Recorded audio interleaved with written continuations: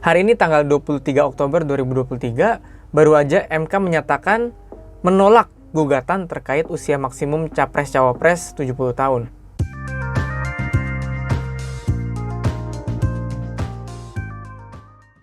Halo, gue Yos.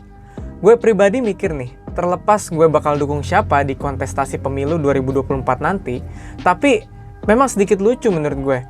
Kenapa masalah batas usia minimum dan maksimum harus banget diputuskan di deket-deket tanggal pendaftaran Capres dan Cawapres ke KPU? Gue juga agak mikir sih, kalau memang mau ada sesuatu yang diubah tentang kayak batas usia lah, atau syarat jadi Capres atau Cawapres, itu kan maksudnya bisa diputuskan setelah tanggal pendaftaran gitu, atau setelah pemilu selesai. Atau bisa dibilang putusannya berlaku setelah tanggal pendaftaran. Jadi maksudnya putusannya nanti bisa dipakai untuk tahun 2029 nanti gitu ya kan. Dengan begitu kan jadi nggak ada isu-isu atau perdebatan entah tentang MK yang nggak netral lah, atau ada kecurangan lah, atau politik dinasti, atau jegal-menjegal pasangan capres-cawapres lain menggunakan silat-silat hukum di Indonesia lah gitu kan. Dan kita sebagai masyarakat jadi nggak perlu berdebat tentang itu kan.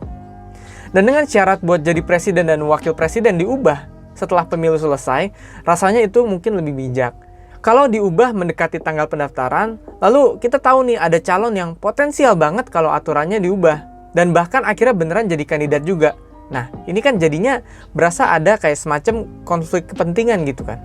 Walaupun gue nggak tahu persis apakah memang ada konflik kepentingan di balik Gibran jadi cawapres atau gimana ya, gue juga nggak terlalu ngerti. Makanya kalau menurut gue ada baiknya syarat buat daftar sebagai capres dan cawapres di tahun 2024 itu harusnya ikutin aturan lama dulu aja gitu kan. Selama ini udah ada aturannya, ikutin dulu.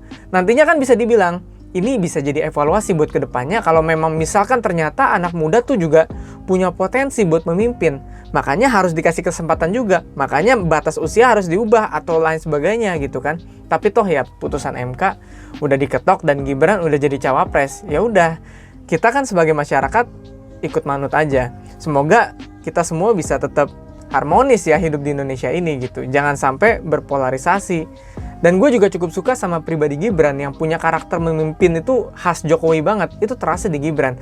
Bikin pasangan Prabowo Gibran ini menarik karena mencampur semangat nasionalisnya Pak Prabowo dengan karakter Gibran yang ya bisa dibilang lebih santai gitu. Tapi di satu sisi gue juga cukup suka sama pilihan cawapres Ganjar nih, Pak Mahfud MD. Pasangan Ganjar Mahfud punya pengalaman yang segudang nih kalau menurut gue.